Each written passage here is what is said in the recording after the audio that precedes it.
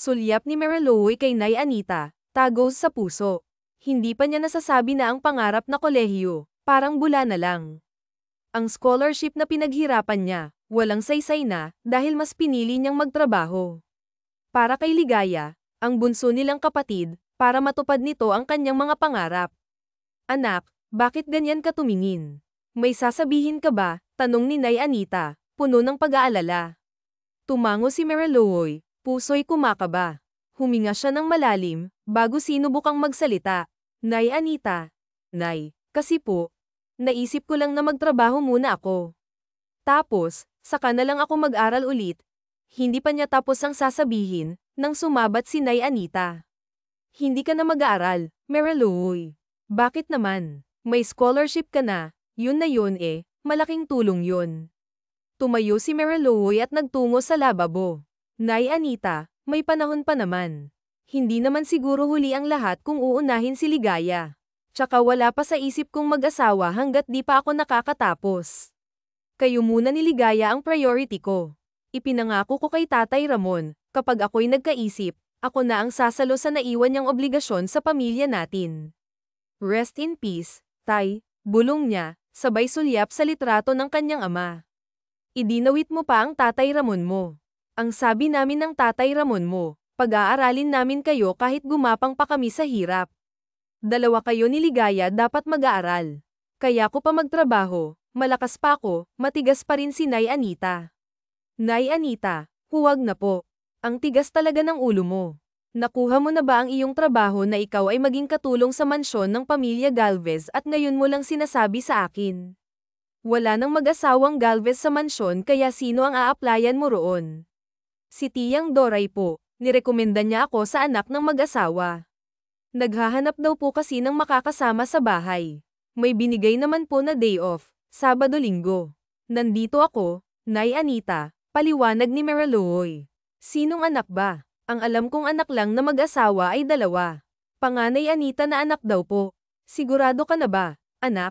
Hindi mo naman kailangang sagutin ang obligasyon na naiwan ng Tatay Ramon mo. Maaari tayong magtulungan. Pamimilit ng kanyang nanay Anita, ngunit desidido na siya na lamang ang ako sa lahat. Matanda na ang ina niya para magtrabaho pa, samantalang ang kapatid niyang si Ligaya ay nasa high school pa lamang. Sino pa bang ibang aasahan kundi ang ate? Siya lang ang maaaring magsakripisyo sa pamilya nila. Sige na po, Nay Anita. Pinapapunta po kasi ako sa mansyon para mapag-usapan ang magiging sahod ko. Palem, niya bago niyakap ang kanyang nanay Anita bilang palem. Hindi na ito sumagot, marahil ay malaki pa talagang tampo at panghihinay Anita. Sakay ng tricycle, binagtas ni Mariloy ang daan patungo sa mansyon. Sa tarangkahan pa lang, tila ba nagtatago ang puso niya, puno ng pag-asa at pangamba. Manong, dito na po, sabi niya, sabay abot ng bayad. Huminga siya ng malalim at kumatok sa malaking gate. Bumungad sa kanya ang isang lalaking ubod ng gwapo, parang bida sa telenovela. Ikaw ba si Mariloy? Tanong nito, may bahid ng pagtataka sa boses. Ang mga mata nito, bughaw na bughaw, parang langit sa tag-init. Mariloy, say sorry, utos ni Theo. Po, do I have to repeat myself, miss? Sorry po, para matapos ay sumunod na lamang siya. Para yan sa pagtitig mo sa mata ko without my permis Carlosen. Napakunot ang noo ni Mariloy. Kailangan pala may permis Carlosen bago tumitig sa mata niya. Hindi na tumitig si Mariloy sa mata ni Rafaelo kahit tignan nga ito hindi niya ginagawa. Baka kasi masabihan na naman siya o mapag-sorry na naman siya. So how old are you? 25 years old po. Nag-stop na sa kolehiyo at ilang beses na ring napag-iwanan dahil sa kahirapang na pamumuhay namin. I'm just asking how old are you? Hindi ko sinabing magkwento ka about your life, miss. Napahirap kaya mas nahiya si Mariloy na payuko. I'm sorry. Hindi ko sinabing mag-sorry ka. Binabawi ko po ang sorry ko po. Napangiwi si Mariloy. Hindi niya inaasahan na masungit pala ang amo niya. Ngunit walang atrasan ito para sa pamilya niya. Mariloy, look at me. Bakit ba nakayuko ka dyan na hindi ka tumitingin sa akin? Naiirita na ang boses ni Theo. Alam naman pala ang pangalan niya kung makatawag pa ng miss sa kanya. Baka po kasi magalit ka. Tumingin na siya kay Theo. Nasabi po ba ni Tia Gloria na humihingi po ako ng day off? Magalang niyang tanong. Saturday and Sunday. Yes, pumayag naman ako, naniningkit ang mata nito. Kung kinakailangang pumasok ka kahit day off, papasok ka ba? Pwede ba tumango? Siya. Ayos lang naman po basta emergency po, magalang niyang sagot. Goods. So pumili ka na lang kung daily, weekly, or monthly ang sahod mo. 500 per day. Ayos na ba sayo? Malaki po ang 500 per day. Ayos na ayos po Sir Theo, ngumiti siya. Weekly na lang po kung ayos lang, tumango naman ito. Libre ang lahat dito kaya huwag kang mag-aalala sa mga kailangan mo kapag nandito ka na. And also, ibibilin ko na rin ang mga magiging gawain mo, natigilan ito saglit upang mag-isip. Laundry, cooking, at kadalasan, kwarto ko lang ang lilinisin mo dahil doon ako palaging nagstay.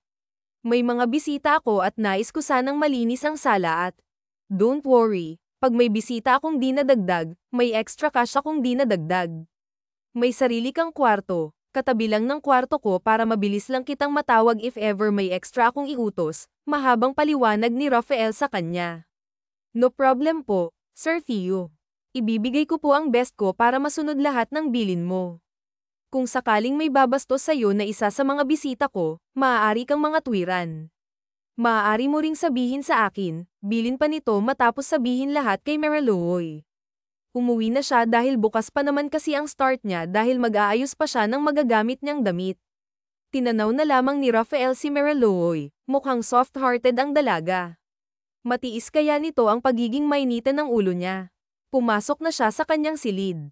Bukas na rin magsisimula si Rafael sa kumpanya, ito ay ipinaubaya na sa kanya ng kanyang parents habang ang kapatid naman niyang si Andres ay abala sa pagiging doktor nito. Iba ang hilig nila kaya siya ang inilagay ng magulang nila sa paghahandle sa business habang si Andres naman ay malaya sa pagiging doktor nito. Nagring ang kanyang cellphone kaya naman agad niya itong sinagot. Hello, nakahanap ka na ba ng maid? Ito ang bungad na tanong ni Carmen. Yep, tipid niyang sagot. Good. Dadalaw ako bukas. Okay, busy lang ngayon. Si Carmen ay ang binili ng mommy niya na tumingin-tingin sa kanya. Paniguradong pagseselosan nito si Marilouoy. Selosa kasi si Carmen dahil baliw na baliw ta sa kanya. Maaga si Marilouoy na nagtungo sa trabaho, ngayon ang nakatakdang araw ng pagsisimula niya. Dalang gamit niya ay bumaba na siya sa mansyon sakayang tricycle na inarkila niya. Salamat po Manong. Wika pa niya bago pumasok na sa gate, nakabukas na naman kasi ta. Dinatnan niyang tulog pa si Rafael kaya nagmadali siyang magluto para sa almusal nito. Natitiyak niyang nais itong mag-almusal pagkagising. Simpleng breakfast lang naman ang naisipan niyang iluto, tipikal na bacon and eggs tapos ay sinangag lang siya. Inilagay na niya ito sa dining pagtingin niya sa hagdan ay nagtama ang mata nila ni Rafael agad siyang umiwas dahil ayaw nitong tinititigan sa mata. Sa isipan ni Marilouoy na itanong niya kung may lahi nga ba si Rafael napakaganda kasi talaga ng mata nito. Andyan ka na pala. Opo sir, almusal ka na po. Nagandahan na po ako ng bacon and eggs at sinangag, sana po ayos lang na ito ang niluto ko. Hindi naman ako maarte pagdating sa pagkain basta malinis lang. Malinis po sir, naghugas po ako, mabilis na sagot ni Marilouoy. Nga pala, mamaya baka may bumisita sa akin. Pabayaan mo na lamang na pumasok. Hayaan mo na lang at kapag hinanap ako, sabihin mo lang na nasa kwarto ako, bilin pa ni Rafael sa kanya. Napatango na lamang siya rito. Sa pagkakaalam ni Marilouoy ay may sariling kumpanya ang magulang nito at si Rafael mismo ang naghahawak. Wala ba itong balak na pumasok? Ito ang tanong ni Marilouoy sa kanyang isipan bago nagtungo na sa mga labahin upang paghiwalayin ng puti sa deck-olor. Marami siyang tambak na labahin, ngunit ayos lang naman at hindi masyadong hirap dahil may washang naman. Habang pinaghihiwalay ni Marilouoy ang mga labahin ay nanlaki ang mata niya nang makita ang size ng brief ni Theo, napalunok siya ng sunod-sunod. Mukhang malaki ang alaga niya. Natapik pa ni Marilouoy ang bibig niya dahil sa mga iniisip niya. Napailing na lamang siya bago ito iwinaksi sa kanyang isipan, hindi dapat niya pinagnanasahan ng amo niya. Trabaho lamang ay pinunta niya rito. Napabuntong hininga pa si Marilouoy. Narinig niyang may nag-doorbell kaya agad siyang tumakbo upang pagbuksan nito ang pinto. Isinara kasi niyang gate kanina pagkapasok niya. Where's Carlos? Mainis sa boses nito at saka, bakit ba sinasara ang gate? Ikaw ba yung bagong katulong? Next time, huwag mong isasarado kapag alam mong darating ako, pinanlakihan pa siya nito ng mata. Ay, ma'am, pasensya na po, hindi na po mauulit, si Mariluoy na lang ang nag-ako dahil sa bisita ito ng amo niya. Hindi na talaga ayokong tatanga-tanga. Magsilbi ka ng maayos dahil maayos naman sigurong pasahod no? What's your name ba? Tanong pa nito. Mariluoy po. Well, my name is Carmen, soon-to-be wife ni Rafael kaya dapat kilala mo na ako, okay? Palagi akong dadalaw-dalaw dito. Naiintindihan mo ba? O sige na, Chupi back to work na, mata pobre ang dating nito at hindi matara. At isa pa pala ha, dagdag pa nito, huwag kang magiging malapit kay Theo. Ayokong hinaharot si Theo, pagkatulong dapat katulong lang.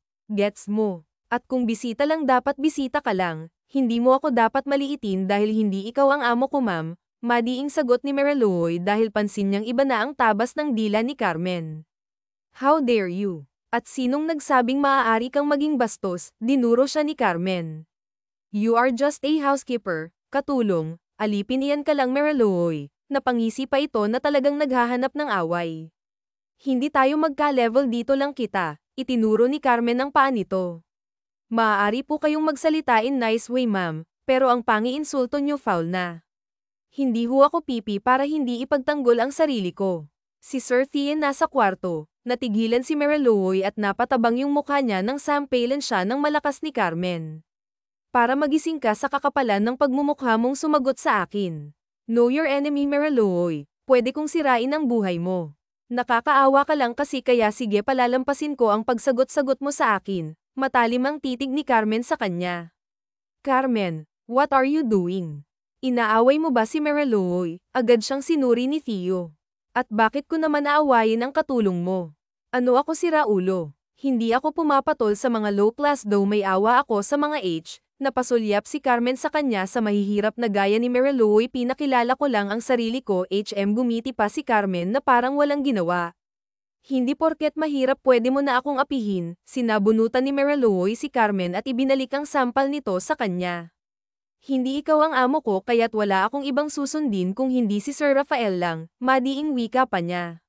Napasulyap siya kay Theo. Pasensya na sir pero hindi po ako papayag na tapak-tapakan lang ang pagkatao ko. Kung paalisin mo na ako, sabihin mo na po para makapagligpit na rin po ako, mariing napapikit si Rafael bago napabuntong hininga. Sige na, Sasha, silid mo na lang muna, ikaw mag-uusap lang kami ni Carmen, hindi na niya tinapunan pa ng tingin ng dalawa at mabilis na umakyat sa hagdan patungo sa silid niya. Mabait si Mariluoy, marunong siyang gumalang at makisama pero hindi siya pumapayag na maging api-apihan mahirap sila oo pero kahit papaano may natapos naman siya nakapag-kolehiyo si Mariluoy at marunong siya sa simple etiquette na hindi may apply ni Carmen sa sarili nito edukado pa man ding tao my goodness Carmen. Sinaktan mo si Mariluoy.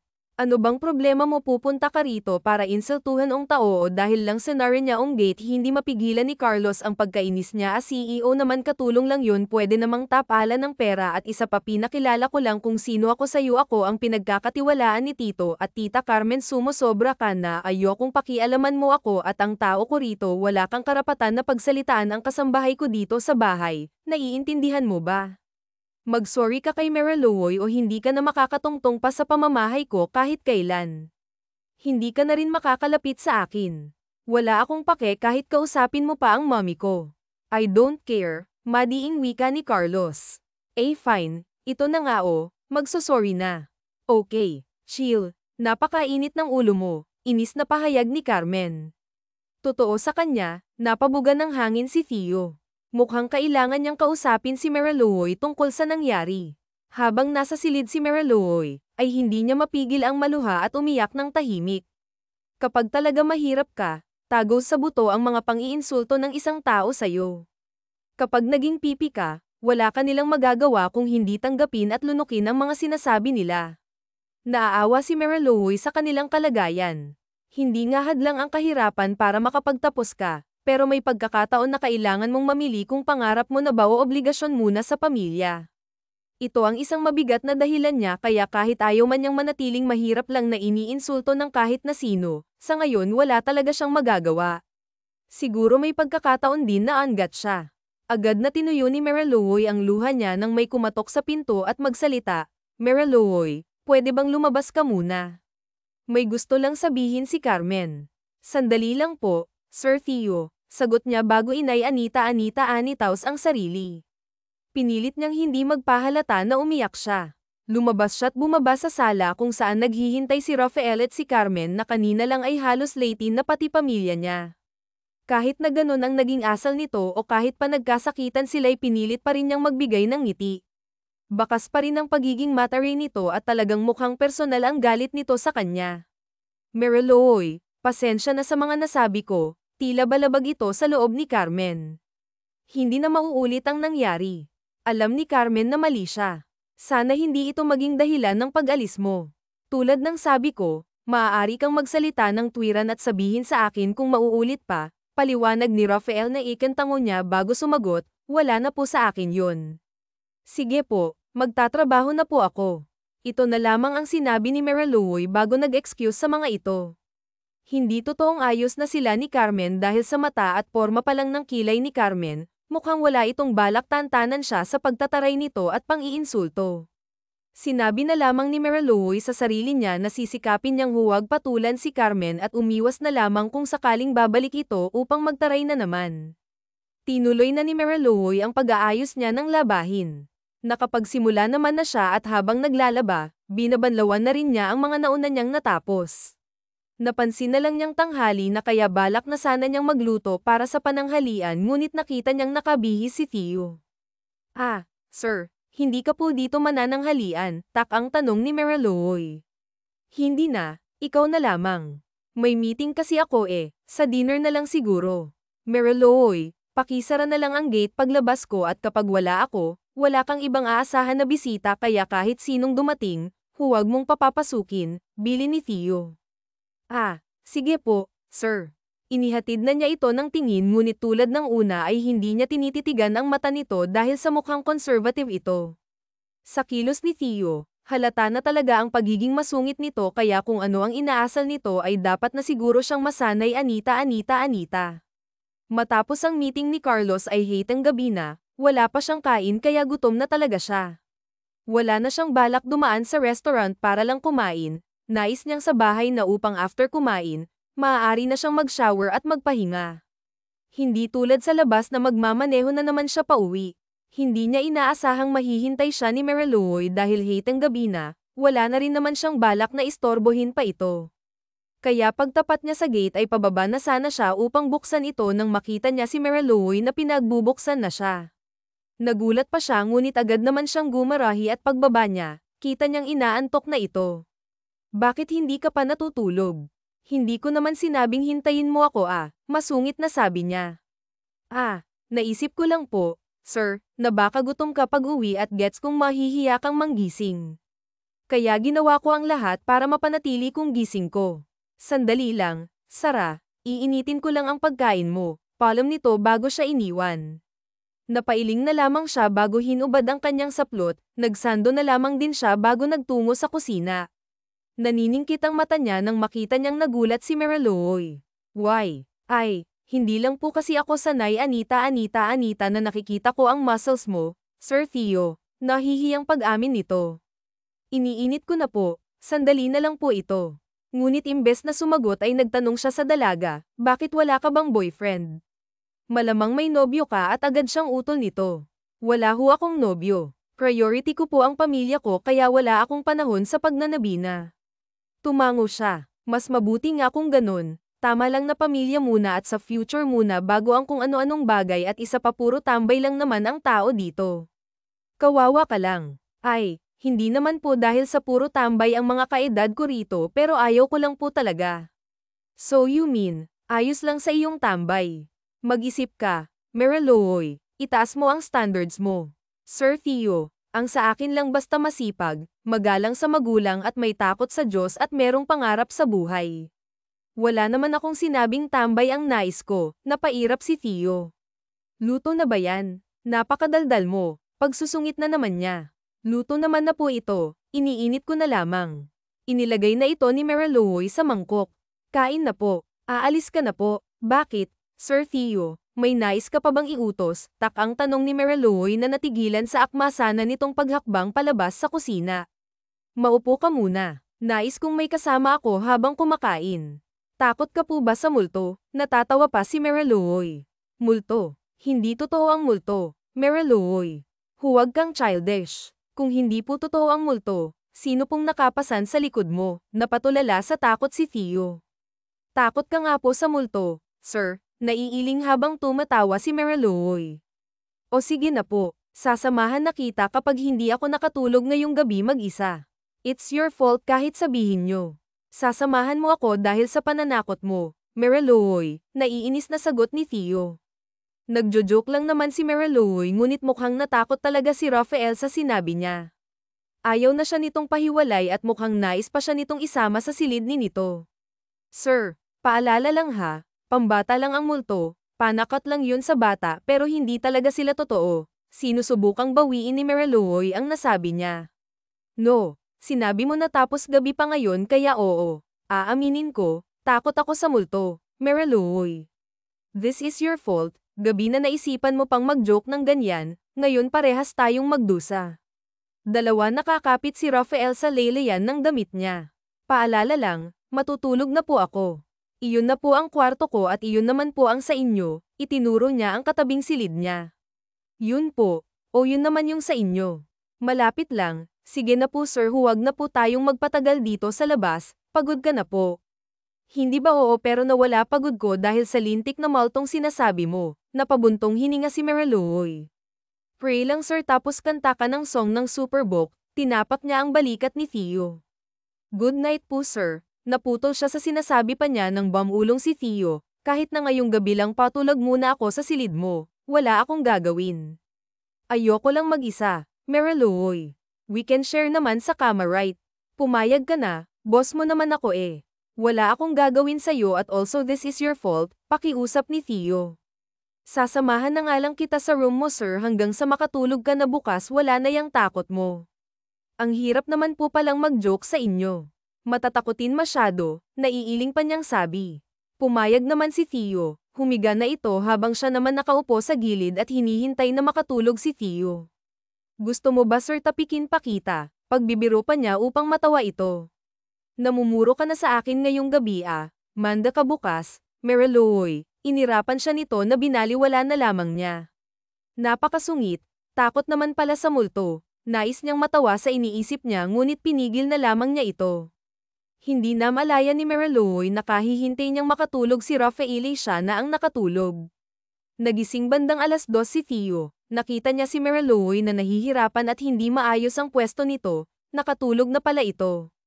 Napapalatak siya bago inihiga ito sa kama niya, inusaglan niya ito upang may space pa siya. Akin naman kasi ang kama kaya ayos lang, napatulog patuloy niya si Mariloy sa silid niya nang wala sa oras, natakot kasi talaga siya sa joke nito. Pero sa ngayon maayos naman na, nahiga na muli siya. Ilang minuto lang naramdaman na niya ang pagiging malikot ni Mariloy. Nakapatong sa kanyang paa nito tapos ay bigla na lamang itong lilikot ulit, yayakap ito ngunit inaalis niya ang yakap nito, maging ang pagdantay nito. Napahilamos si Rafael sa kanyang mukha, maling desisyon na pinatulog niya ito sa kama niya ngayon siya na ang hindi makatulog dahil sa kalikutan nito. Nahulog pa nga sa kama ngunit tulog mantika ito. Kinakailangan pa niyang buhatin na naman pabalik sa kama. Kinabukasan gulat na gulat si Mariloy, hindi pala siya nakalipat kagabi. Nahihiya tuloy siyang lumabas na sa kwarto ni Theo, napalingalinga pa siya bago kumari pa ng takbo ngunit paglabas pa lamang niya sa kwarto nadulas na siya dahilan para mapahiga siya. Mabuti na lamang at puwitan lang niyang napuruhan sa kanya hindi muna siya bumangon. Gandang umaga naman ito, bulong pa ni Mariloy. Anong ginagawa mo dyan? Tumayo ka, utos ni Theo. Agad siyang tumayo. Good morning, sir. Pasensya na hindi ako. Hindi na siya nito pinatuloy pa sa sinasabi nito. See these eye bags. Tinitigan niya ang tinuturo ni Theo. Sir, bakit? Para kang zombie, tahang tanong pa niya. It's because of you, Mariloy. Napakagalang mong matulog kagabi damet. Maaga sana akong papasok sa trabaho ngayon but because of you wala akong energy pumasok, napairap pa ito sa kanya. Sir, sorry na. Hindi ko naman kasi inaasahan na takot ka pala talaga sa Momo, napabuntong hininga si Mariloy. Magluluto na po ako ng almusal pambawi. Sir, pasensya na po ulit. Hindi na ako magjo-join na magluto ka na, utos nito na sinunod na niya. Sige na magluto ka na, bulong ni Mariloy. Ginagaya niya kasi si Carlos sa pagsasalita nito kapag nagsusungit. Mariloy, Mariloy lagi na lang Mariloy. Napakasungit talaga ng lalaking yun, bulong pa niya habang napapapayag si Rafael kaya naiinis na rin si Shana sa sagad ang pagiging mabait niya dahil sa binata, idagdag pa ang matapobreng si Carmen na natitiyak niyang sa susunod na araw susulpot na naman dito sa mansyon. Dinukot ni Mariloy ang cellphone niya sa bulsa nang magring ito. Nakita niyang ina niyang tumatawag kaya agad niya itong sinagot. Hello, Nay Anita. Kamusta po? May problema ba? Ito agad ang bungad na tanong ni Mariloy. Anak naman, iniisip mo agad kapag tatawag ako ng biglaan may problema. Mampan mo ang isipan mo. Gusto ko lang kamustahin ka sa pagtatrabaho mo dyan sa mga Galvez. Ano bang balita, anak? Nanay Anita. Ayos naman po ako, malawak ang ngiti ni Mariloy. Sa unang sweldo ko Nanay Anita. Magpasyal naman tayo sa Jollibee. Ililibre ko kayo ni Bunso.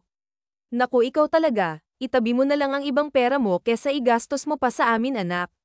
May naging extra naman ako eh. Nagtitinda ako ng kalamay tuwing hapon. Nay Anita, sabi ko naman ayos na ako lang ang kumikilos eh, napakatigas ho talaga ng ulo mo.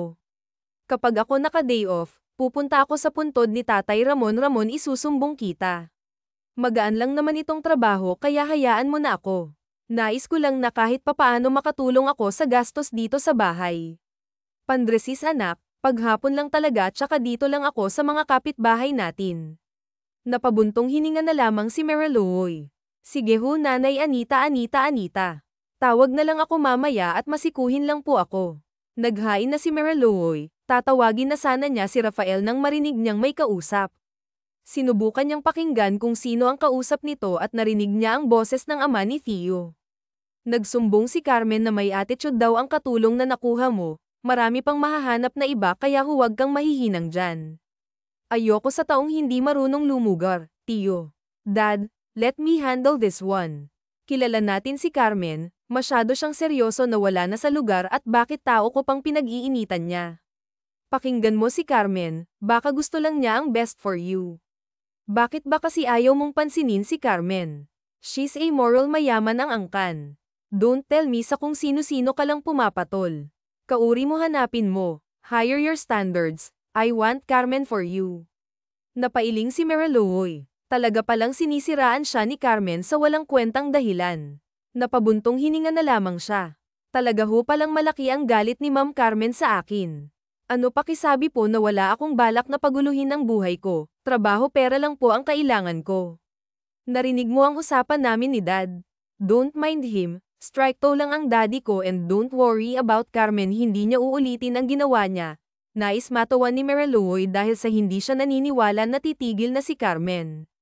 Nagawa na nga siya nitong suran nito sa parents ni Theo. Ano pa kayang mga balak nito?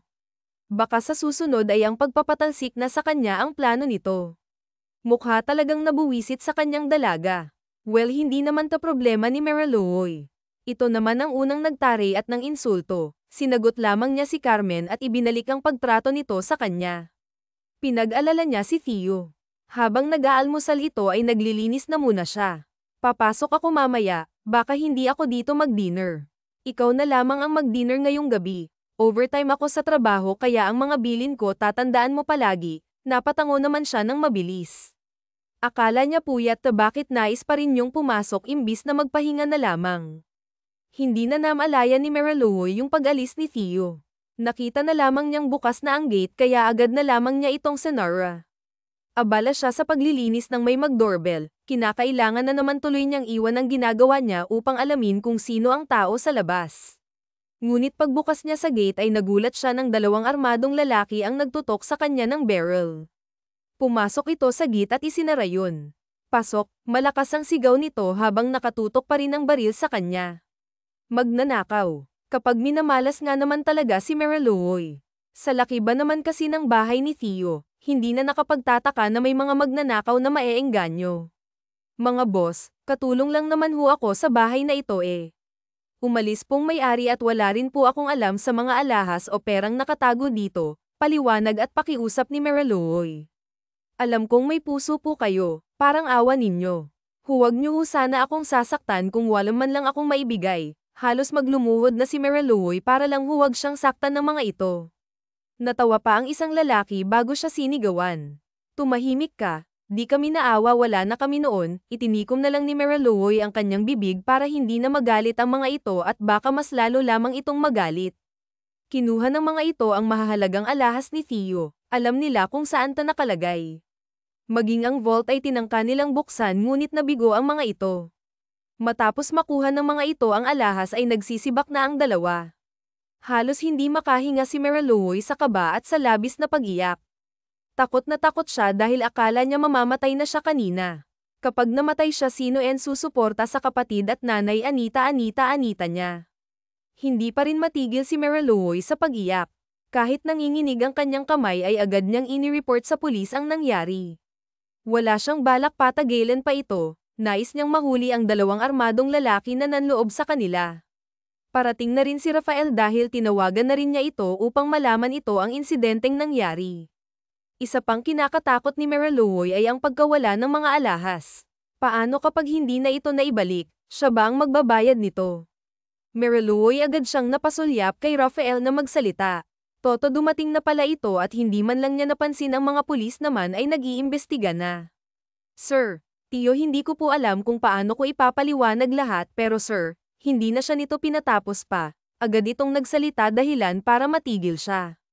Ayos ka lang ba? Sinaktan ka ba nila? Kahit walang emosyon si Thien ang magtanong ito ay nakikita pa rin niyang nag-aalala pa rin ta. Hindi naman pala ganon kitigas ang puso nito. Sir, ayos lang po ako pero yung alahas po tsaka may pera silang natangay eh. Ang mahalaga wala naman palang nangyari sa'yo, mahuhuli din ang mga iyon kaya huwag mong isipin ang mga nawala, nag-iimbestiga na ang mga pulis, tumahan ka na. Wala kong balak pabayaran sa'yo mga nawala. Nakahinga ng maluwag si Mariluoy sa sinabi ni Theo, mabuti na naman pala at kung ganun nga at least ngayon hindi na niya iisipin pa kung maibabalik ang mga nakuha wala naman pala siyang pananagutan dito. Anong wala Theo? Napakabait mo naman. Naiirita si Carmen kapapasok lang nito at inabutan sila nitong nag-uusap. I'm here because nag-aalala ako kay Rafael, nawalan ka ng malaking halaga, no offense Mariluoy ha. Pero kasi milyon-milyon ang nawala kay Rafael, obligasyon mong bantayan pangalagaan ng bahay habang wala si Rafael kaya ka nga housekeeper eh. Carmen, mag-eskandalo ka na naman ba, pinag-usapan na natin Toto, ba si Rafael ang sumagot. No, hindi naman sa inaaway ko siya but I'm just stirring facts.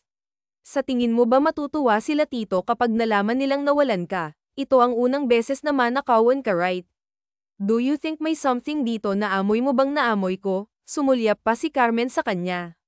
Well, ayaw kong mambintang mukha namang mabait si Mariluoy eh. Sabi pa ni Carmen na halata mo namang labas sa ilong ang sinabi nito. Nag-iimbestiga na yung mga pulis so maghihintay na lamang tayo. Paimpol pa siya nitong inirapan. Buti na lang wala ka rito, thought, baka napahamak ka pa. Si Mariluoy ang dapat inaalala natin, siyang nandito at takot na takot dahil sa mga armado, ngunit gumagawa talaga ng dahilan si Carmen para pahiyain siya at mukhang pinaghihinalaan siya nito pero nakakapagtakang wala siyang gallows man lang, napangiti pa ito sa kanya. Buti walang nangyari sa'yo, congrats. Sa susunod huwag kang basta-basta nag-o-open ang gate, lagi mong iisipin ang safety mo. Wala pong may gusto sa nangyari, ito na lamang ang sagot ni Mariluoy. Umalis na ang mga pulis, nakausap naman ito ni Rafael at nakikipagtulungan naman si Mariluoy na i-describe ang kahit paanong naituro at salabi maging ang pangangatawan ng dalawa. Sa totoo lang labis ang awang nararamdaman ni Rafael sa dalaga. Kitang-kita niyang pamumula ng mata niya na halatang ilang oras na sa pag-iyak, agad naman siyang umuwi sa bahay nang tumawag ito. Nagmamadali pa nga siya dahil akala niya nasaktan na si Mariluoy, mabuti na lamang at alahas at konting pera lang ang natangay ng mga ito at hindi na ito sinakpa ang dalaga, yun lang ay ayos na kay Do. Kahit naman nagsusungit-suungin siya, wala siyang hangad na mangyaring masama kay Mariluoy. Sakit man sa ulo niya si Mariluoy, nakikita niyang mabuti itong tao.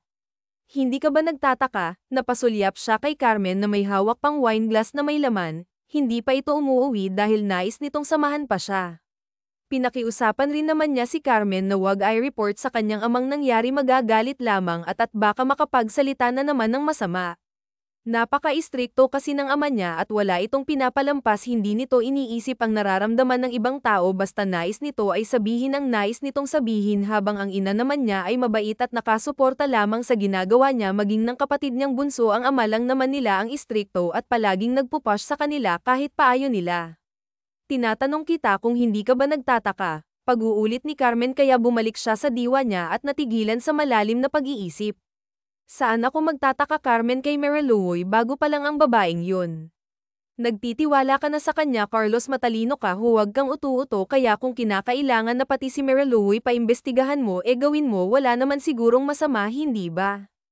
Ito payo lang naman sa'yo, saw pa rin naman ang desisyon. But I'm a friend, family friend, nais kong mapabuti ka, don't get me wrong, Carmen, hindi ako tanga, chill, wala akong ibang sinabi, nagsasuggest lang ako. Ngumiti pa ito sa kanya na pabuntong hininga na lamang siya.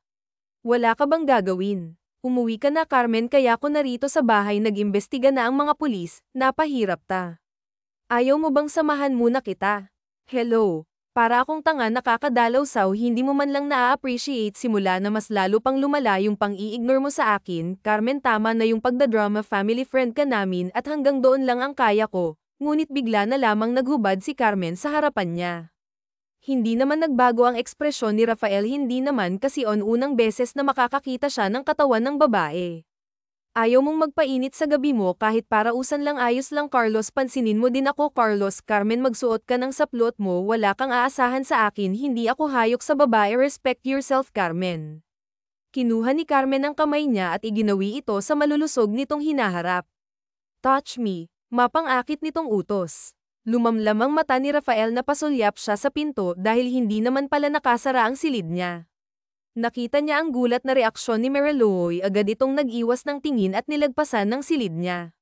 Nakita patuloy sila nito sa tingin niya kung ano-ano na ang iisipin nito kahit wala naman talaga siyang balak na patulan si Carmen. Pinauwi na ni Rafael si Carmen, walang nangyari sa kanila dahil talagang wala siyang balak patulan si Carmen, kapag kasi pinagbigyan niya ito ay hindi na ito maaalis sa kanya, para na itong linta kung damaykit dahil mas iisipin lang ito na may pag-asa itong magustuhan niya, kaya wala siyang balak pumatol kay Carmen. Kung nais niyang magkatama ay sa iba na lamang, marami siyang kilalang modelo na no strings attached, tanging pagpaparaos lang ang nais, hindi tulad ni Carmen na hidden agenda na talagang makuha siya at maging asawa, bagay na ayaw niyang mangyari. Palibhasa malakas ito sa ama niya, nais kasi ng daddy niya na kung mag-aasawa o magnobyo man siya or si Carmen ang babaeng liligawan niya, kaya nga patuloy niyang pinapalayo ang loob ni Carmen kasi naman masaktan lang hapon na maging siya hindi na bumalik sa opisina, emergency naman ang pag-alis niya, kaya naintindihan Toto ng dapat na cateng niya kanina, nag-cancel na agad kasi sila nung malaman niya ang nangyari, bukas na lamang siguro niya babawiin ang lahat ng naiwan niya. Baga mo yata magluto. Hindi niya napigilan ang sariling matanong si Mariluoy. Nadatnan kasi niya ito sa kusina na nagagayakan para magluto Sir, kasi baka gutom ka, sagot nito, ngunit hindi siya nito tinitignan.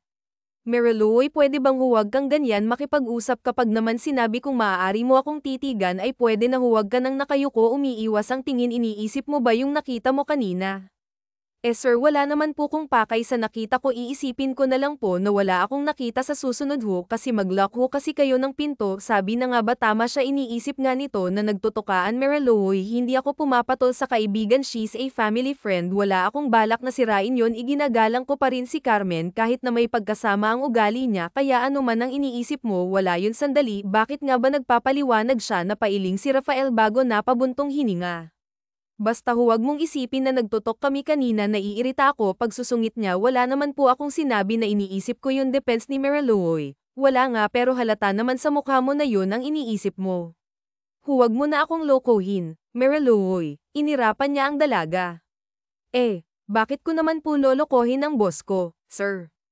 Ano naman po ang gagawin mo? Labas na po ako doon. Katulong po ako dito at hindi tsismosa o investigador, napailing si Mariluoy. Pero sir, pasensya na po talaga sa nangyari Sana po, kung mas naging maingat ako, wala sanang makakapasok na magnanakaw. Ano bang sabi ko sa'yo, Mariluoy? Napapalatak si Theo. Sabi ko huwag mo nang isipin ang nawala dahil mas mahalaga ang buhay mo kaysa sa mga yon. Madaling kitain ng pera, Madaling maibalik ang mga alahas pero ang buhay ng isang tao, walang kapalit yan. Masungit ako, may ugali ako pero hindi ako masamang tao. Napaawang ang labi ni Mariluoy sa sinabi niya. Oh, baka ma-inlove ka sa akin ha. Masasaktan ka lang gaya ni Carmen, nakangising sabi pa niya. Napakamot naman si Mariluoy sa ulo nito dahil sa sinabi niya. Kinabukasan ay may update na sa mga magnanakaw. Ito ang ibinalita kay Rafael ang mga pulis. Maaga siyang gumiyak para alamin ang lahat at puntahan sa presinto ang nanloob sa mansyon. Si Mariluoy naman ay hindi na niya pinasama dahil ayaw na niyang mag-alala lamang ito at matakot kaya hindi na niya sinabi na nahuli na agad ang dalawa.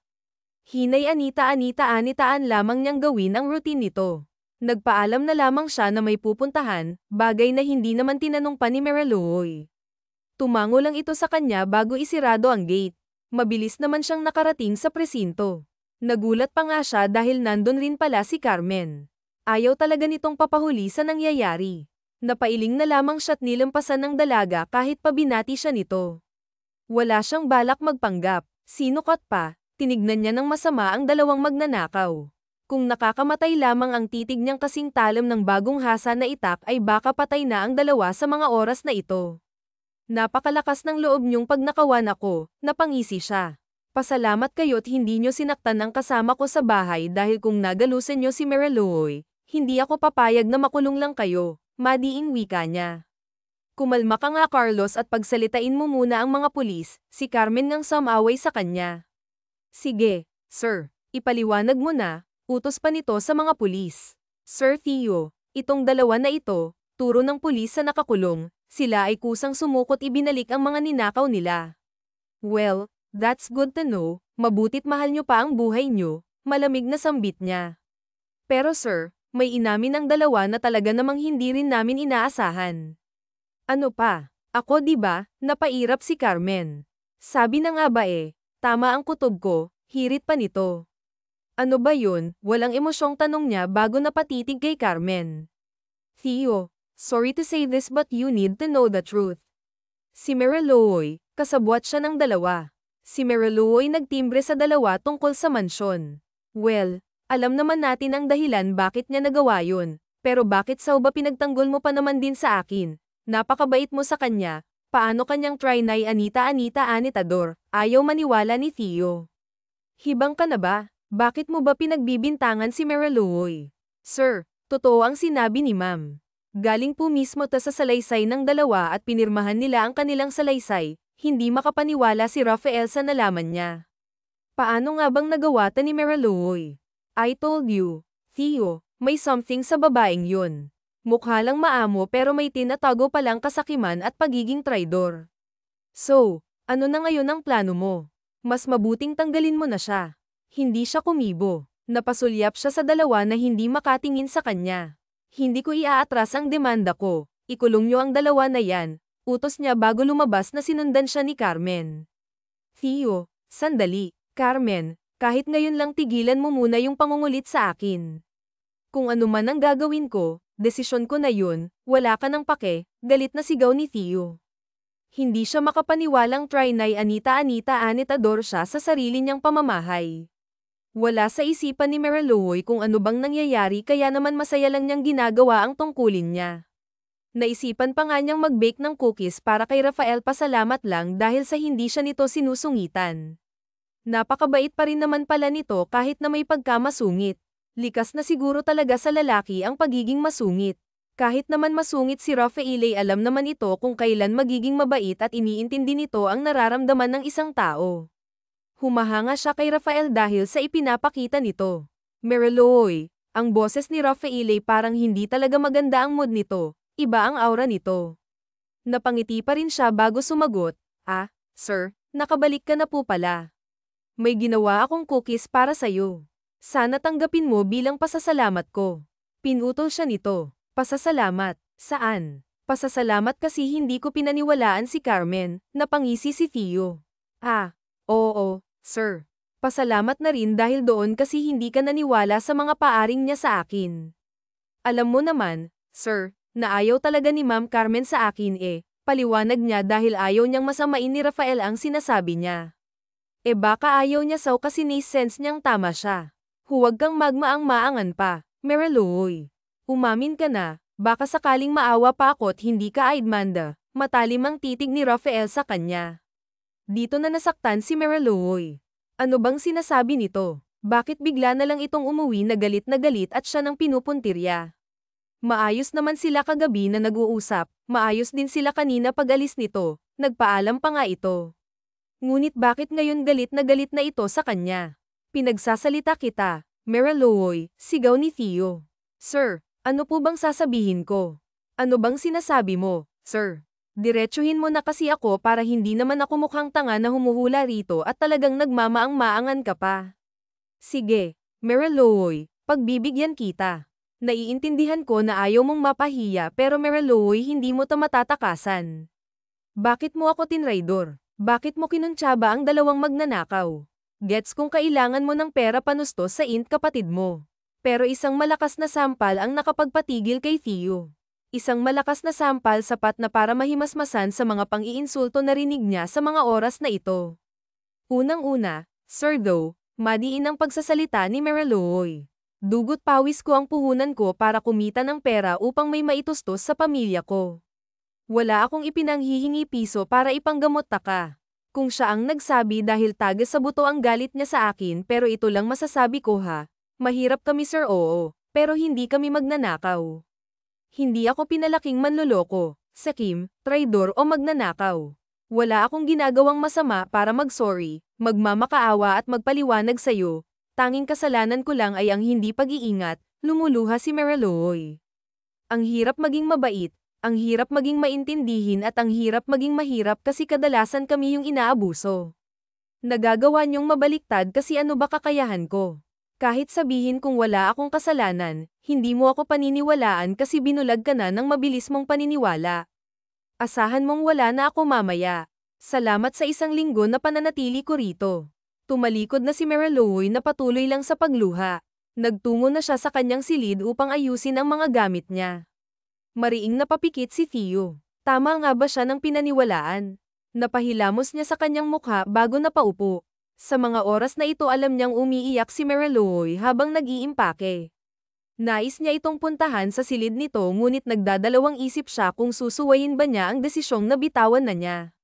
Mag-isip ka, Theo, bulong niya sa kanyang sarili. Malalim siyang napabuntong hininga bago tumayo at akmang aakyat sa hagdan nang makita niyang pababa na si Mariloy. Hindi na ito umiiyak ngunit alam niyang galing ito sa pag-iyak, bakas yun sa mata ng dalaga. Hindi siya nito matignan. Mauna na ako, sir, paalam ni Mariloy ngunit pinigilan siya nito. Huwag ka na munang umalis. May mga bagay muna akong aalamin na ako lang ang kikilos. Pasensya ka na sa mga nasabi ko, sumobra ako at lumagpas, di ko dapat yun ginawa. Pagpasensyahan mo na ako, Mariloy. Nabitawan mo na po, sir. Bakit mo pa babawiin? Paniwalaan mo na si Ma'am Carmen. Okay lang po naniwala kasi ako sa sinalisin ng dalawang magnanakaw, pinirmahan nila at ipinaliwanag sa akin ng pulis. Kahit ikaw naman ang nasa sitwasyon ko, maniniwala ka rin. Hindi ho ako maniniwala. Unang-una wala silang ebidensya na ako ang kasabwat nila. May pinakita ba sila may connect ba kami? Hindi ako abogado at ayoko ring magmarunong sir pero dahil lang sa sinabi nila maniniwala ka na eh. Kung ganyan sa korte ba't kailangan pa ng hearing bakit kailangan pang mag-imbestiga pwede naman palang maniwala sa sabi-sabi lang eh kapag kasi mahirap sir no, palibhasa iniisip nyo na gagawin ko yun eh para sa ikakaganang buhay na namin but sir no hindi ko ho yun gagawin. Si Carmen hindi ko alam saan niya nahuhugot ang galit niya sa akin pero sumosobra na ho siya. Mariloy, hayaan mo akong bumawi. O sige mag-iimbestiga ako. Uulitin ko humihingi ako ng pasensya sa mga sinabi ko hindi muna ako dapat nagbitaw ng salita. Mas mabuti nga siguro sir na malinis ko muna ang pangalan ko bago ako bumalik dito o baka hindi na siguro ako babalik. Sir ito ang sagot ni Mariloy na mas nakapagpa-frustrate kay Theo. Sa ngayon sir uuwi na po muna ako Sabado naman na po bukas awasan mo na lang sir ang sahod ko ngayong araw mauna na ho muna ako. Umalis na rin si Mariloy. Mahinang napamura si Rafael bago tinawagan ng isang pulis na kasamang hamuli sa dalawang magnanakaw palihim niya lang itong tinawagan at pinapanta kahit pa binawi ni Carlos mga sinabi nito mas minabuti na muna ni Mariloy na umuwi. Sabado naman na bukas day off na niya, wala siyang sinabi sa kanyang nanay. Anita ang pinalusot na lamang niya ay lalaban niya ang mga damit kaya marami siyang inuwi. Si Luwayway ay napansin ang pananamlay niya kaya palihim siya nitong kinausap. Ate, may nangyari ba? Umilti siya sa kanyang kapatid.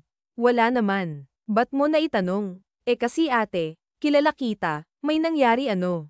Oh, sige na, magkwento ka na sa akin. Huwag kang mahiya, iyak ka kung kailangan mo. Napabuntong hininga siya bago nagsalita. Humahanga pa naman ako sa amo ko tapos biglang ginanon niya ako kaya ayon, inalisan ko muna tsaka sana magising siya sa sampal na ibinigay ko sa kanya. Napakunot naman ang noo ni Ligaya. Sir, sorry, ngayon lang, iniingatan ko lang ho kasi na walang makakapansin sa akin. Ayoko pong madamay sir kaya aamin na po ako. Ito ang bungad ng humahango na pulis habang kinakabahan.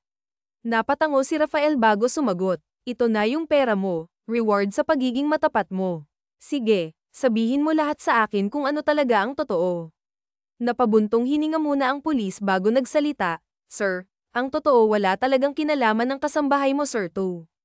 Hindi po totoong ito ang kasabwat kaya paniwalaan mo siya nung sinabi niyang wala siyang kasalanan. Ang totoo, siya ang biktima dito, nais kasi siyang idiin ni Ma'am Carmen. Napataas ang kilay ni Carlos. So it means si Carmen ang may pakana sa lahat. Yes po sir, siya ang kasabot ng dalawang magnanakaw. Inutusan ho niya ang dalawa na looban ng bahay mo upang madiin si Miss Mariluoy. Hindi ko nga alam kung bakit niya yun ginawa sir, pero iyon ho ang totoo. Planado ang lahat, pati ang pagsuko ng dalawang magnanakaw. Ibig sabihin nahuli ng pulis sa magnanakaw dahil kusang sumuko ang dalawa. Ito ang tanong sa isipan ni Doe na nasagot na ngayon. Naikayem niya ang kanyang kamao. Sige, salamat sa katotohanan. Pakibantayan ng dalawang magnanakaw. Ayokong makakawala sila at yung kasamahan mong pulis, lahat sila ipatatanggal ko. Magmasid ka lang, akong bahala sa lahat, bilin pa niya. Tumango naman ito at nagpaalam na agad. Tinawagan ni Carlos si Carmen upang kitain toto. Agad naman itong pumunta, wala itong kaalam-alam na alam na niya ang kabulastugan ni Carmen. Nagawa pa talaga nitong ipanakaw ang mga alahas niya para lang madiin si Mariluoy. Sagad na ang kabaliwan nito at kailangan na niya itong putulan ng sungay. Maging ang koneksyon niya kay Carmen ay tatanggalin na niya. Ibaba na rin niya ito sa subdivision upang hindi na ito makapunta pa sa mansyon. Kahit sa kumpanya ay hindi na ito makakatungtong. Hi, Himala at Inay Anita. Amo akong lumabas, so nakaalis na ba si Mariluoy? You know what, hindi mo naman kailangan paong babaeng yun, handa ako maging katulong mo, ako na lamang mag-aasikaso sa'yo. Nakangiti pa ito. Napangisi siya. Napakagaling mong umarte ah. What do you mean? Kinakabahan si Carmen. Alam mo, pasalamat ka't kinilala pa kitang family friend, pero ngayon putol na tayo. Carmen, huwag ka nang magpapakita sa akin kahit kailan. Kung ayaw mong asuhan kita sa ginawa mo sa ngayon, palalampasin ko na naman. Carmen, ano bang sinasabi mo? Patuloy lang ito sa pagmamaang-maangan. Huwag mo akong gawing tanga. Carmen, hinawakan niya ng mahigpit ang braso nito. Napak mong babae ka, hindi kita gusto at hindi kita magugustuhan kahit na anong gawin mo o kahit araw-araw ka pang maghubad sa harapan ko. Mas may chance pa na magkagusto ako kay Mariluoy kesa sayo, madiing wika ni Carlos. Now leave me alone, oras namang ulit ka pa, hindi ako magdadalawang isip na magdemanda at ay pakulong ka. Carmen, krimen ang ginawa mo kaya dapat lang na matakot ka. Tatalikuran na sana niya ito nang may maalala siya. Nga pala, kahit kasambahay lang si Mariluoy, mas gusto ko naman siya, simple at mabuting tao. Iniwan na niya ang gulat na si Carmen. Lumipat pang 2 araw, dapat sa mga oras na, nasa mansyon na siya at naglilinis, ngunit pinili ni Mariluoy na huwag na munang bumalik. Nagdahilan na lamang siya sa kanyang ina at kapatid kahit panong nakaraan pa naguguluhan si Ligaya sa mga sinasabi niya. Anak-anak, may bisita ka. Sigaw ng nanay Anita niya, kaya naman natigilan siya sa pagmumukmok at nilabas ang bisita. Napaawang ang kanyang labi nang makita si Thien na may dala pang groceries. Anong ginagawa mo dito sir? Nahuli man ng sir niya, idinugtong pa rin niya dahil paggalang sa boss niya. Gusto ko lang makausap ka, gumiti ito, kaya naman para bang ibang tao si Rafael ngayon sa paningin niya. Ngayon lang niya nakitang ngumiti ito, hindi naman ito ngumingiti talaga, kadalasan ay seryoso lang ang express na ipinapakita nito sa kanya. Pwede bang sa labas tayong mag-usap? Tanong pa nito. Kaya napatango na lamang siya, lumabas muna sila. Ipinaalam naman niya sa kanyang ina na mag-uusap lang sila ng boss niya at pumayag naman, wala itong tanong-tanong. Bumalik ka na sa bahay, ito ang unang sinabi ni Rafael habang nakatitig sa kanya. Hindi na lang siguro sir. Naghahanap na po ako ng mapapasukang bago pasensya na sa trouble na dala ko kung hindi ko siguro sinagot-sagot at pinatulan si Ma'am Carmen baka hindi nag-ulo ang buhay ko. Mariloy, alam ko ng lahat na napatitig na rin siya kay Rafael. Ano bang ginawa ko Sir Mariloy? Wala kang ginawa, ikaw ang biktima dito. Pasensya ka na dahil nagsalita agad ako. Sinabi ko naman sa'yo na itatama ko ang lahat ngayon. Alaman ko nang si Carmen ang may pakana sa lahat kaya kinausap ko na siya at hinding-hindi na siya makakalapit sa'yo maging sa akin. Huwag mo na siyang intindihin. Bumalik ka na Mariloy, sumama ka na. Hindi makapaniwala si Mariloy na nagawa yun ni Carmen sa kanya, napakasama nito. Nasira siya dahil lang sa maling bintang. Paano kung nagsumbong siya sa parents mo sir? Ako na naman ang may insulto sir. Malamang paniniwalaan si Ma'am Carmen dahil sa kilala na siya ng parents mo. Ano ba namang laban ng isang hamak na katulong? Stop saying those words. Mag-ayos ka na't uuwi na tayo. Ito nga pala yung sahod mo this week. May grocery na rin akong binili. Pandagdag mo na sa inyo. Pandagdag 3 carton kaya ang dala nito tila ba kinumpleto na pang isang buwan nilang mag-iina. Napabuntong hininga si Mariloy. Hindi mo naman kami kailangang bilhan ng grocery sir. Nakakahiya naman po. Ibawas mo na lang po ito sa susunod na sahod ko. Tanggapin mo na masama akong mainis. Sige, nahihintayin na lamang kita sa kotse. Utos pa nito na tinanguan na lamang niya. Nagpaalam na siya sa kanyang ina. Hinati-hati na rin niya ang pera para sa panggastos ng kapatid niya at ina. Nagtabi lang siya para sa sarili kung sakaling may nais siyang bilhin. Umalis na rin sila ni Rafael. Umuwi na sila sa mansyon. Dala na naman ang malita niya. Magaan ang pakiramdam ni Rafael. Ewan ba niya pero ngayong maayos na sila ni Mariloy tila ba umaliwalas na ang pakiramdam niya. Wala na siyang dinadalang bigat sa puso niya. Ano bang ibig sabihin nito? Napabuntong hininga siya bago tinulungan si Mariloy sa paleta nito. Ako na dyan Mariloy, kinuha niya ito sa silid mo, ba? Tumango ito. Salamat Sir Theo, wika naman ito. Rafael na lang, sagot niya bago umakyat ng sahagdan patungo sa silid ni Mariloy dahil sa sinabi niya hindi niya itong matignan ng maayos. Bakit ba parang siyang biglang nailang? Napapailing siya bago ibinaba ang malita. Salamat, mukhang naiilang na rin si Mariloy sa kanya dahil sa kakaibang kinikilos niya. Aayos ka lang sir. Sinusuri siya ni Mariloy. Baka may lagnat ka. Nais pa sana nitong idampi ang kamay nito sa leeg at noon niya nang pigilan niya ito.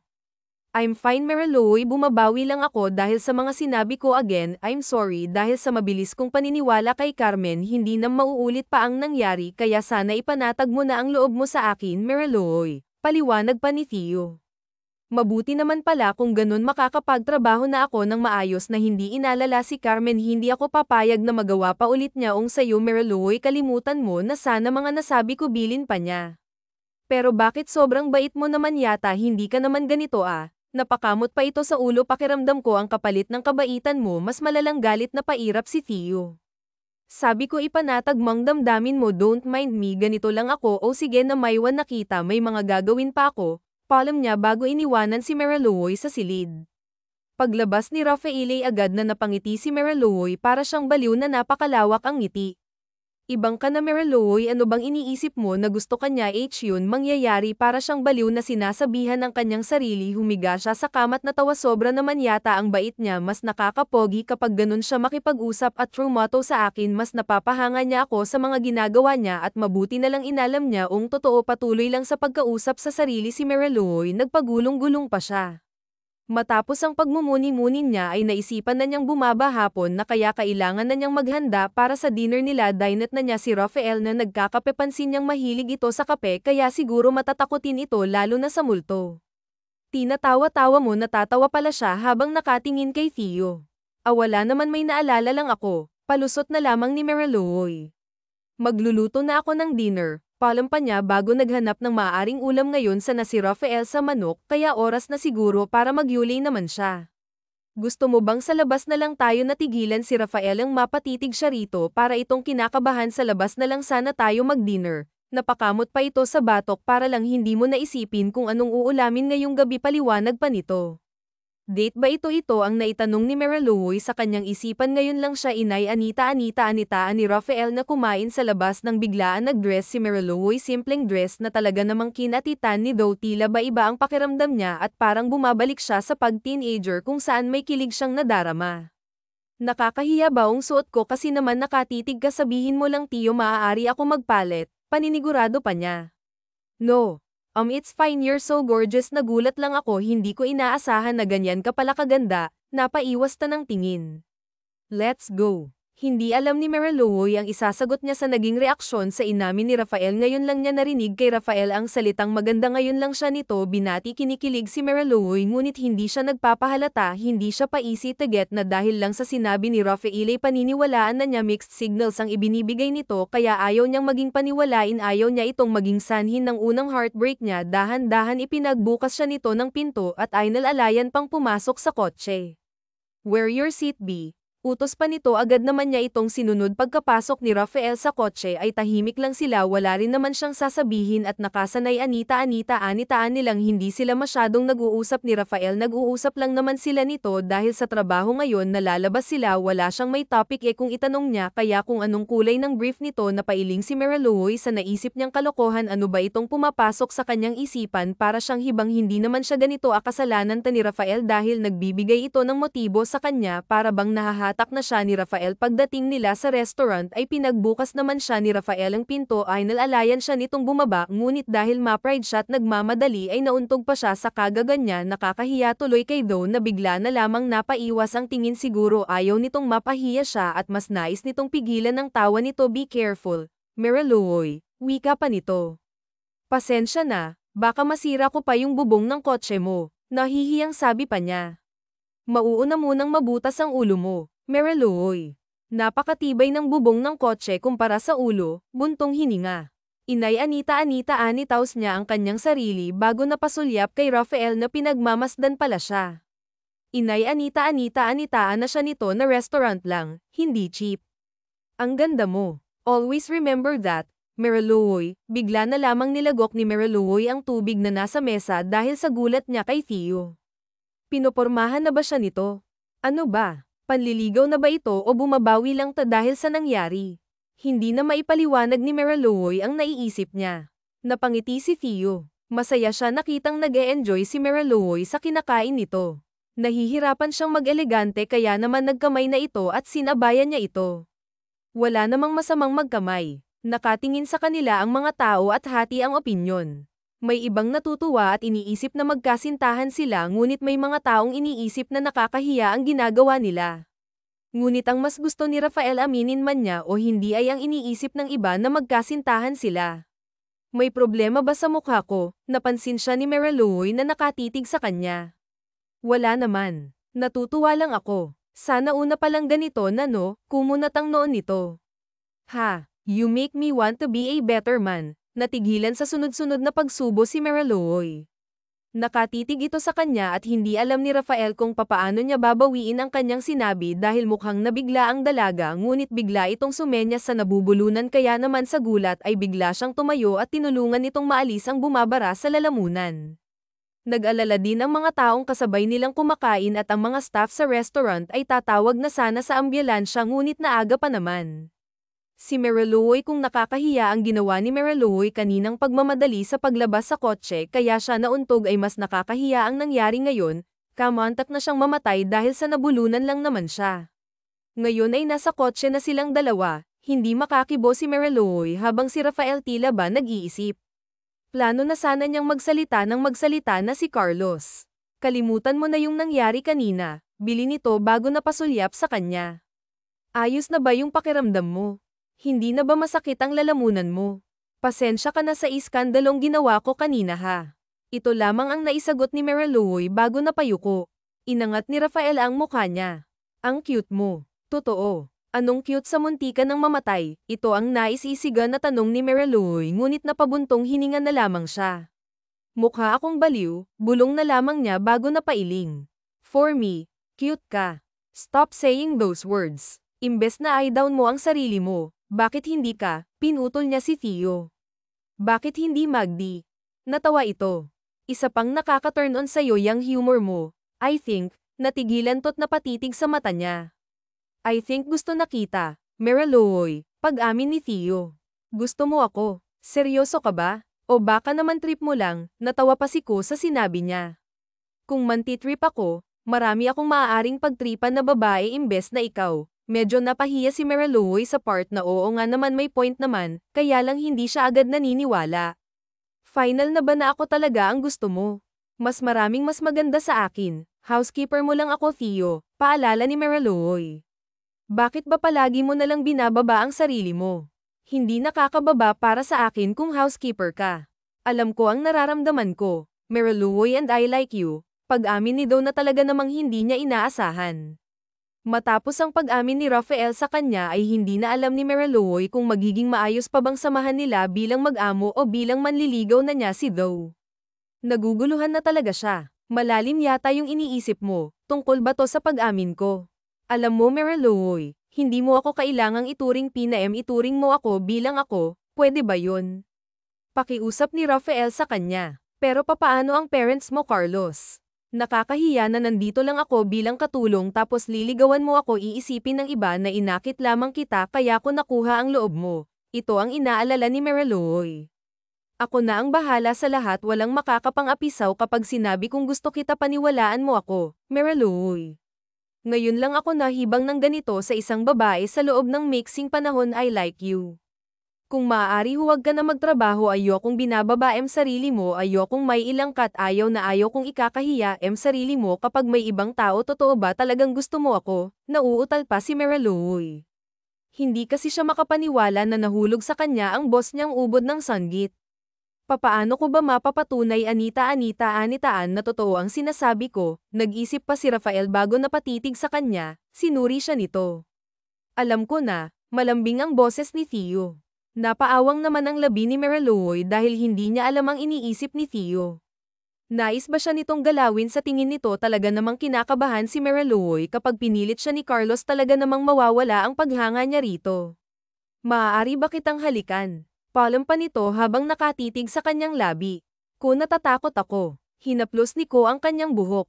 Sabi ko naman po protektahan kita ba kahit hindi mo pa ako sinasagot wala akong paki-selfish ako pagdating sa taong gusto ko kaya kahit wala tayong label gagawin kong lahat mapanatili ka lang, Marilouy, pero mahirap lang ako wala akong maipagmamalaki sa mga magulang mo. Sinabi ko bang ipagmalaki mo sarili mo?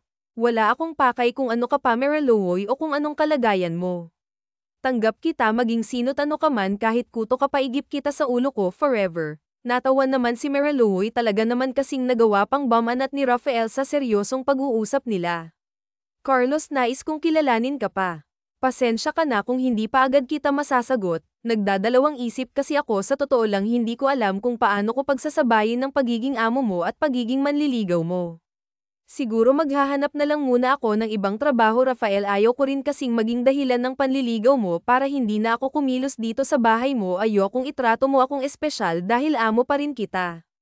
Nauunawaan ko, Marilouy. Hindi kita pipigilan sa nais mong pag-alis sa akin ngunit sana huwag mo akong pipigilan sa panliligaw ko. Patutunay anitaan ko.